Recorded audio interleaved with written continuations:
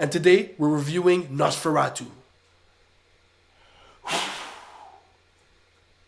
It's time. Today I'm actually accompanied by Count Orlock himself, so we will actually get some good insights and some good conversations. But I think off the bat, the question to ask is, what do you guys think? Tell me in the comments right now how much you rate Nosferatu. Personally, it's a 9 on 10, and I don't care what nobody says. But Count Orlock, how do you rate your own movie? Hello everybody, welcome to my YouTube channel. I believe a movie was a classic, instant classic, unrelated to previous works. 100%, 100%. And you know what? I'll say this to the haters. Look, y'all would not say that to Count Olar's face. You know what I mean? But I mean, without any jokes being said, I think it is by far one of the best movies I've seen in 2024. And not just that, but I think it's one of the best movies I've seen in the 2020s. You know what I mean? We did have some great movies since 2020, but I think stylistically, this is one that stands out. You know, it being a remake of an older movie, a 1922 movie. I think I really like that they stuck to the style. You know what I mean? They stuck to the aesthetic. They stuck to the vibe. You know what I mean? It felt old. It felt like I was back in old, like, what was it? No, it's not Bohemia. It's what's it called again? Romania. You know what I mean? What's it called again? Transylvania. You know what I mean? I felt like I felt like Count Orlock was there, right there with me. You know what I mean? But yeah, Count Orlock. Like, if I were to ask you, like, what's the scene that stands out to you the most from your movie?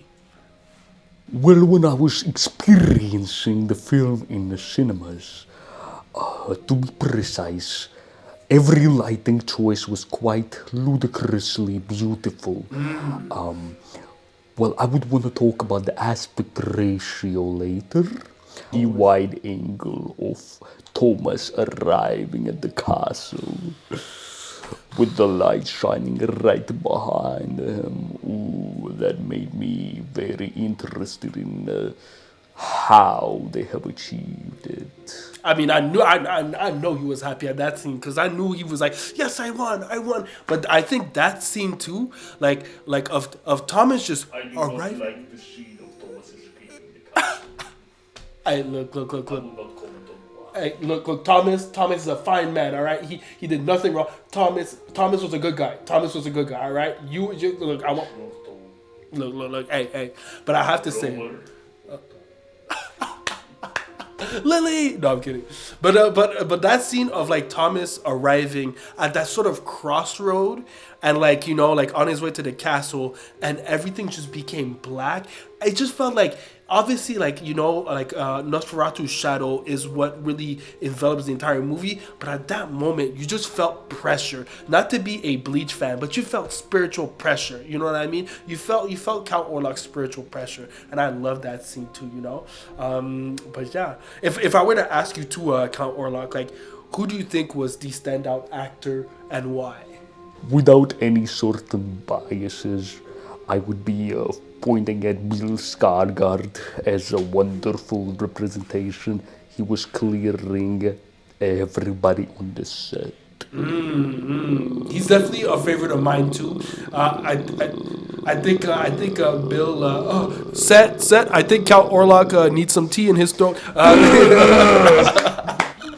Get him some halls. But I think Bill for me is one of the standouts because not only I think this movie not only showed just how skillful he is, but I think like he might become one of the leading, if not the leading, like horror actor after this, because he did it. He did this, like you know what I mean? Like, Excuse me. Yes. Yes, I would like to interject. Uh-huh. It was nothing but a pleasantry. The real star of the movie is, without a doubt, Lizzie Rose Depp, my Ellen. I'm not gonna lie. But she was acting circles around everybody else.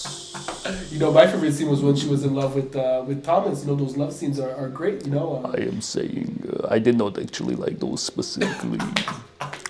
Look. But I really liked when she said he could not please her like I could. Look, I think Lily Rose Depp was actually phenomenal. I think it's the first movie I see of her, or maybe I've seen something else from her, but I don't recall it. But to me, like it was a breakout role. You know what I mean? Like, oh, I know she was supposed to be on that TV show that kind of flopped, but I'm glad that that flopped because she gets to shine in this moment. And what I loved the most about her was that even though she was being manipulated, you know what I mean? She fought back, and I love to see that. Right, Count Orlock? I love to see her fight back against your powers. I would rather enjoy the scenes of her inviting me into her home, as I have always dreamed. And she has dreamt it too. But I would like to, before we move on to the thematic aspect of the review, I would like to finish my point about the technical aspect of the aspect ratio. Please tell me, because you know more. I do. Yes, I have quite an experience, a few years, if you will, in the cinema, and by few I mean a few hundred. Get him some halls. What I liked about the aspect ratio is that it expanded the frame during the darkness, yet it also made it boxed in like this during the light scenes. Therefore, you felt even more enveloped in the darkness during the darkness. Wow. And also, you felt boxed in and still unsafe during the moments of light. Even the dawn is supposed to represent your safety. You were never truly safe from me. Wait. I mean, I hope we're safe right now. But that's true, though. You know what? I never took that into consideration. It did create this form of like constant unsafeness, and like the boxing in. It is true. Like as we're looking onto the screen, like the way the aspect ratio sort of captured the screen is how we're gonna experience the entire movie, the entire story. So the more tight we felt, the more constraint we felt, the less safe we felt. And it expanded that frame in the darkness. Yeah, exactly. Yes, and sometimes it almost felt like it was almost at infinity. You know what I mean? The darkness, especially the opening shot. Oh my God, the opening shot. I mean, the opening shot, you didn't even understand. I felt like it felt like a fever dream. You know what I mean? It was just like, what's going on? She's like going into fits, and it's just, you just don't understand. It's just darkness. I loved it. Well, keep that head. Keep that hand is wait. No. Chill. Thank you for that insight on the aspect ratio. I think we sort of neglect how they sort of form or structure a movie in those ways as a viewer, you know what I mean? But it really does impact us. If I were to ask you, like, what do you think are the main, like, one or two themes in the movie, in your mind? Thematically, obviously, there's a lot of conversation about love, loneliness, fate, but specifically there is, I believe, a feminist aspect of dealing with sexual violation and how you are able to tackle. I don't feel comfortable talking about this in a silly voice. I actually think it's really great, and I feel like it's really layered, and I feel like a lot of people in the discourse miss the point of how, despite Ellen being a victim, everybody expects her to act as a perfect victim. Yes. While she assumes a different approach, and it was a very layered, and I think still processing and talking to people, I obviously understand deeper and more, and I'm still reflecting about it, but I feel like it's definitely like sexual violence is a big topic in the film. Oh yeah. And as well as abuse in childhood, because it's very heavily implied that she was like very, very young when the first incident happened in the opening scene. Yeah. So I think that's kind of a big level in this film. That's exactly too like the main, I'd say the main theme that I walked away from, especially because it touches a lot on hysteria and whatnot, how women were sort of perceived when they were going through like mental, like mental illness, and in Helen's case, obviously they all thought she was mentally unwell, but the way they responded to her being mentally unwell, or them thinking she was mentally unwell, by tying her down. I don't know if you got to see that, Count Orlock, but they really mistreated your so-called lover. They strapped her down. Talking about yes, I ate his children for that. Yeah. I'm not saying people deserve what they got, but maybe a couple punches from Mr. Count Orlock for that was kind of justified, and especially too, what I really like, when you mentioned that, how they wanted her to be the perfect victim. I think how she was reacting and sort of fighting back against her mistreatment, by the men, that sort of like raised issues. She's like, well, I know I'm going through something that most people won't understand, and I understand that requires a lot of attention, a lot of work, but the way you're treating me right now is unacceptable. And then you had Ellen. Was that Ellen, her friend? She was the only one who would stick up for her because obviously she's a woman, and she knew that if she was in her shoes, I think she'd be facing the same thing. And also, sorry for the long yap, I don't know if it's just me, but there was a scene in bed between the two girls, and I was like, yeah, it was heavily implied. A nice little romance on that sense, a nice little love confession. You know what I mean? Were you jealous of that, Mr. Orlock, Count Orlock? No comment.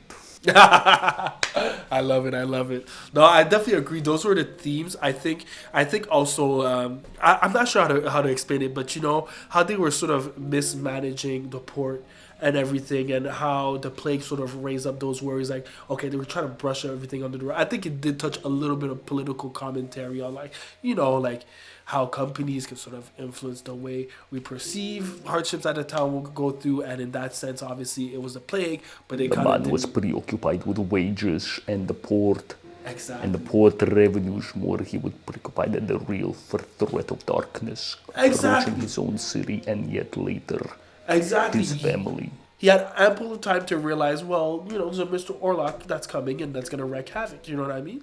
I especially like that Ellen took charge of getting rid of me. Right. And I don't know how you feel about that. It was quite funny, actually. So sorry to interrupt. Of course. It was quite funny to see how rather useless were the men fighting against me. They were completely If we're useless. being frank, nothing was achieved. They did nothing. Ellen went 1v1 against Nosferatu. She did the 2019 Kawhi Leonard, championship. LeBron, fourth quarter, 10 down. She was LeBron in the fourth quarter by far, you know what I mean? But She was Lewis Hamilton in the rain, Formula 1. She pulled up, she was whipping that. All the men did was kind of run around. They went from the house to the castle and went back, and that's it. And that's it. They just ran and they realized she did all the work. But I do like that Willem Dafoe's character. He actually, it was a ruse. You know what I mean? He knew that, it was all entirely up to her, and he obviously trusted her. That's one thing too. I think everybody, except for Thomas, I do think Thomas trusted her, but everybody else sort of had a huge lack of trust into Ellen's capabilities. And I love that Willem Dafoe was he knew it was up to her, and he knew that if the guys knew, they would interfere, and he took them to the cemetery, wasted their time. You know what I mean? They did do important job burning the coffin, but how really important it was if I was burning in the sun. Have you seen the commentary of the director? No. Saying that in the folklore, it is not that the vampire is allergic to the sun. It is rather that the dawn is so pure and the vampire is so not that it burns it into nothing. No way, that's crazy. I do have to ask too, Mr. Orlock, in the moment where you finally got to embrace your Helen, you know what I mean? In that moment where, eventually you chose to stay within her arms instead of fleeing for your life, what exactly ran through your mind? It is hard to go without a human touch for so long. So as I saw the dawn break, I was like, well, might as well. Bro said I have to finish. I respect that, though. No comment. But it's very interesting also to examine the relationship of the director with the paganism. I don't know if you are familiar with the Witch, double V, not a W. Well, I mean, his movie, The Witch. Yes. I loved it. I absolutely loved it. Of course, incredible. As you know, in the ending, it also ends with the paganism. Right. And there was an interesting pagan aspect in this one as well. Yes, I love that. our introduction, even before we met you, Mr. Orlock, we saw the paganism, or at least being practiced within, like, that tribe. You know what I mean? That tribe, who obviously did that to that vampire corpse. I think it was a sort of introduction. It's not just like, oh, there's a vampire living. It's like there's an actual construct of, there's a world building of, powers, a supernatural, and this whole realm. So it may also open the door to having you, Count Orlock, there, but perhaps others, you know what I mean? Like other vampires, other beings. Perhaps I am digging too deep, but there might be a class relationship between a large pagan community being and me being dependent on their living in a castle by myself. Perhaps there's an interesting class approach in tandem with the port authority. Of course, that makes sense. That makes sense. It's also probably the reason why you were able to hire, boatmen, like seamen, to carry on. Exactly. Like, it's clear that you have money. Feasted on them. Not to boast your ego, because Buddy says he has money. All right, we can go band for band. No, let's not go band for band. But you do not go band for band. I had 700 years to stack it up. No, okay. I'm not gonna go band for band with you, Mr. Orlock. No. Clearly, I'm not ready for it. I love it. But I do like this idea of classism, and again, it's a real structure, a world building, and I like this idea of like you said, looking at the relationship between the director and the paganism, and just the research all around. I think like go ahead. No, go ahead. No. For sure. I think we all know this is obviously a retelling of your story, Mr. Orlock, from the initial story. And I never had the chance to watch the 1922 movie. And perhaps... It's quite interesting. I just stand in the doorway, and then I stand in the doorway a bit closer. As a matter of fact... Some may judge me as this first jump scare. No, I think I saw a clip of you in that movie when you were younger, and I think it made its way to SpongeBob. Yes, well... No, that was They say no matter who did it first, it matters who did it right. But I just happen to have done both. And you know what? We're happy to see you in both, because the more we see of you, Mr. Orlock, the more we love it. Because that's one thing I think we all left from the movie, is that no matter how villainous you were definitely a crowd favorite. I would love to see a saga of Count Orlock, you know what I mean? I would love to see more. Probably less on the manipulation, maybe we can go to therapy. Maybe a Mr. Orlock goes to therapy. A redemption arc.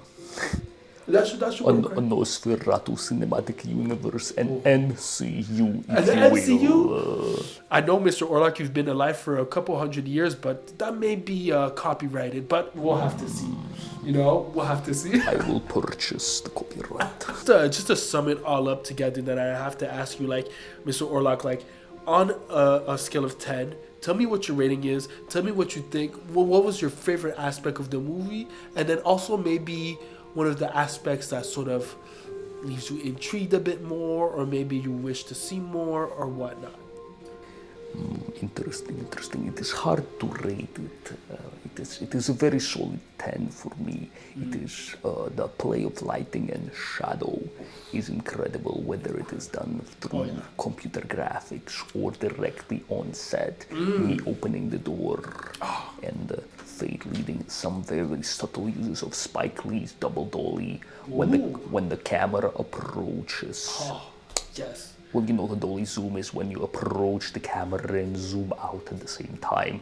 The Spike Lee has patented double dolly is when that happens while the character is also advanced on a dolly with the camera, implying that he's pulled towards their inevitable fate. That is crazy. It happens to Thomas, I believe, once in the movie. But I was so enchanted.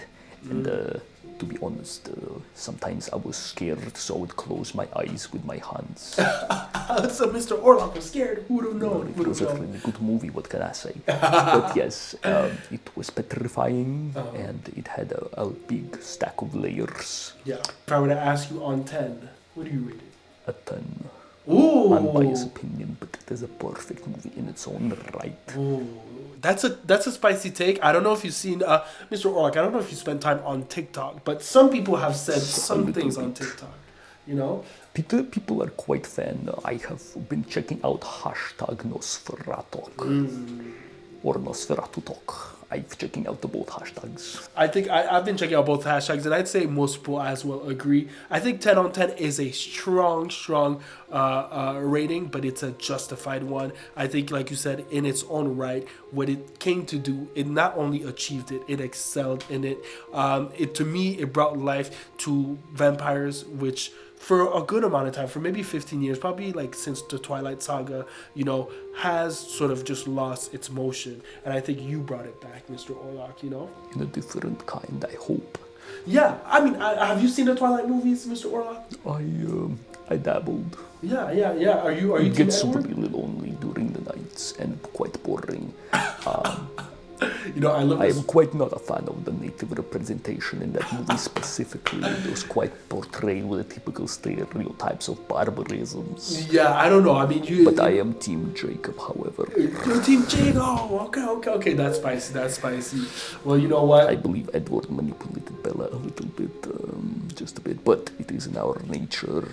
Shout out Team Jacob. Well, I appreciate your time, Mr. Orlock. I Thank do have you, to likewise. say, my take though is I'm definitely Team Thomas. Ooh. I'm a Superman fan. He's gonna be Lex Luthor. So yeah, I I mean, did see that. no, I mean, Mr. Orlock, please don't take it personally, but I do have to say that I think some of the actions that you did in the movie might be considered a crime. So I understand. we might have to have some conversation after that. But other than that, I think Bill portrayed you in the best way possible. I think the actors were phenomenal. I think the director, he's so young, and like every movie I've seen of his, I watched The Lighthouse this year, and it blew me away. I thought it was a movie about lighthouses, you know what I mean? And it just blew my mind away. And now this, I watched The Witch as well this year too. I hadn't seen The Witch before, but I liked it, And then I'm probably gonna watch The Norseman. So like I think he did a phenomenal job. I cannot wait to Lighthouse see. in an instant classic. Exactly. He's great at doing the classics. Shout out to Robert Eggers, you know what I mean? Personally, I think it's a 9 on 10. Not in and of itself. If it's in and of itself, it's definitely a 10 on 10. I think out of the movies I've seen in 2024, it's a 9 on 10. It's one of the highest. To me, it's the second best movie I saw in 2024. It's definitely the best gothic movie I saw in the 2020s, and I'm looking forward to seeing more gothic movies. Extend your hand, I will shake it. All right, Mr. Orlock. Thank you. Don't forget to subscribe. But shout out to everybody that watch. And if you haven't seen Nosferatu and you like horror movies, or you like romance but darker romance, it's definitely up your alley. And if it turns out that it's not up your alley, there's nothing wrong with seeing a movie and not liking it. But what matters is trying it out. I think our generation, we don't try out new things. We hear an album isn't good, we don't go listen to it. We hear a movie's not good, we don't go watch it. Try it for yourself. Look at the trailer at least. Look at the trailer. But that's pretty much it. Shout out to Mr. Orlock. Make an opinion for yourself. Don't forget to subscribe or like, because I don't know what Mr. Orlock is going to do to me.